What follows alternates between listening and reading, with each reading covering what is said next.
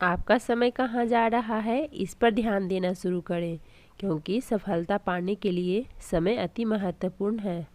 ना पढ़ने का तुम्हारे पास हजार बहाना होगा। अब ये फैसला तुम्हारा है कि जीवन भर दूसरे के व्हाट्सएप स्टेटस देखने हैं या खुद का अपना एक स्टेटस बनाना है।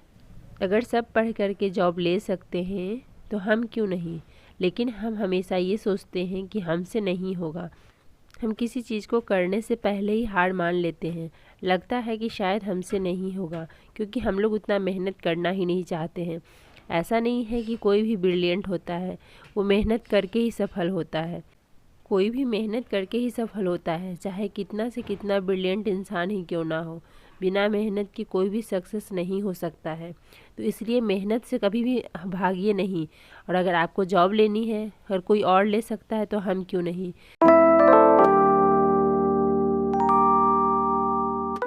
हे गाइस, कैसे हैं आप सब? आई होप कि आप सब बहुत अच्छे होंगे। मैं खुशबू रंजन आप सभी का स्वागत करती हूं अपने यूट्यूब चैनल वुमेन्स स्ट्रगल में। तो देखिए, सबसे पहले तो मैं अपना टाइमर ऑन कर लेती हूं। और दूसरा चीज़ आप लोगों से मैं कहना चाहूँगी, किसी भी एग्ज़ाम की आप प्रिपरेशन कर रहे हैं तो उसका सिलेबस आपके पास होना चाहिए और आपको याद होना चाहिए। और अगर याद नहीं है तो आप डेली उसे पढ़िए और उसे याद करने की कोशिश करिए, आपको याद हो जाएगा।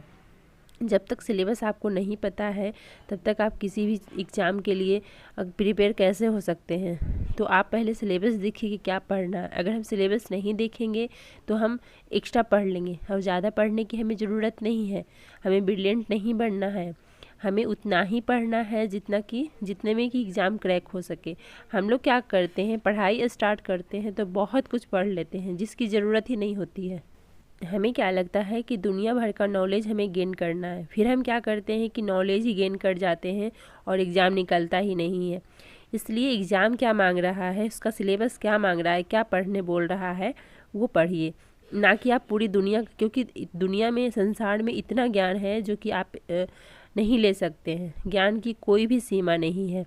तो आप उतना ही पढ़िए जितने में आप एग्ज़ाम को क्रैक कर सकें।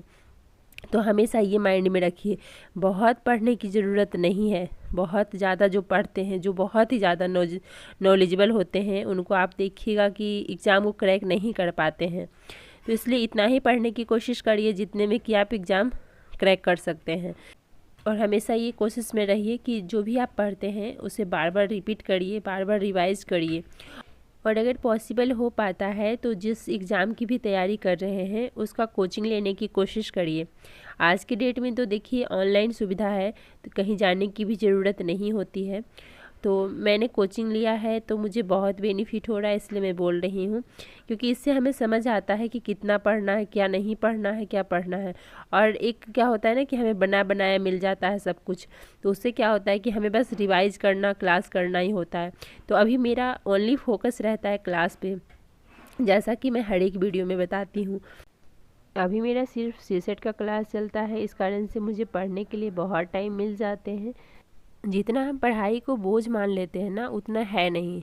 देखिए, आप पहले सोचिए कि आपको क्या करना है, आपको किस एग्ज़ाम की तैयारी करनी है।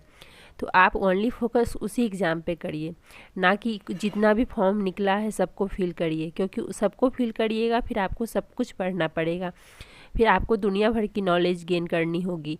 तो आप ओनली फोकस एक एग्ज़ाम पे करिए कि आपको किस एग्ज़ाम को क्रैक करना है। ओनली फोकस आपका उसी एग्ज़ाम पे होना चाहिए। फिर आप उसका सिलेबस निकलवाइए। उसके बाद आप सिलेबस देखिए क्या है, नहीं है। अगर आपको लग रहा है कि आप इसे कर पाते हैं तो बस उसे करिए। और अगर लग रहा है कि आपको कोचिंग की ज़रूरत है तो आप कोचिंग लीजिए। और कोचिंग लेने से देखिए, मैं अपना एक्सपीरियंस शेयर कर रही हूँ। कोचिंग लेने से मुझे बहुत हेल्प हुआ है। अगर मैं कोचिंग नहीं लेती तो शायद इतना मेरे अंदर कॉन्फिडेंस नहीं आता और मुझे पता भी नहीं चलता कि क्या पढ़ना है, क्या नहीं पढ़ना है। क्योंकि सिलेबस देख करके रियली बताऊँ तो मुझे समझ नहीं आ रहा था कि क्या पढ़ना है, क्या छोड़ना है और मैं कहाँ से इसे पढ़ूँ। देखिए, सबसे बड़ा चीज़ हो जाता है कि कहाँ से पढूँ। यूट्यूब में कितना आप देखिएगा, कितना वीडियोस देखिएगा, पॉसिबल ही नहीं है। क्या क्या वीडियो देखिएगा। और आपको एक पता है और एक मतलब ये है कि चलो हाँ 30 से 35 क्लास 40 क्लास में आपको एक सब्जेक्ट आपका तैयार हो जा रहा है, लेकिन यूट्यूब में आपको उस तरीके से नहीं मिलेगा ना। तो इस कारण से मुझे बहुत बेनिफिट हुआ है। आपको पता होना चाहिए कि क्या पढ़ना है क्या नहीं पढ़ना। अगर ये पता है तो एग्ज़ाम क्रैक करना बहुत बड़ी बात नहीं है। हमें पता ही नहीं होता है और हम गलत डायरेक्शन में जाते रहते हैं और इतना ज़्यादा पढ़ लेते हैं जितना की ज़रूरत ही नहीं होती है, इसीलिए एग्ज़ाम हमारा क्रैक नहीं हो पाता है। और देखिए, अगर हाउस वाइफ है तो उनको टाइम निकालने की ज़रूरत नहीं है। उनको जब टाइम मिलता है तब आप पढ़ने के लिए बैठ जाइए।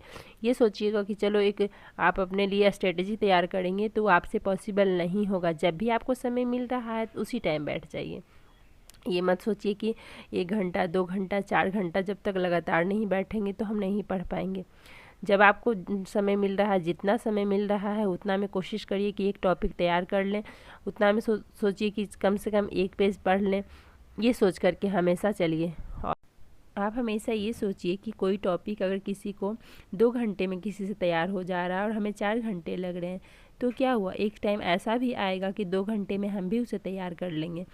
हमेशा इस तरह से अपने आप को मोटिवेट रखिए ताकि आप ज़्यादा से ज़्यादा टाइम निकाल पाएँ पढ़ने के लिए, और जो भी टाइम निकाल पाएँ उसमें आप पढ़ सकें।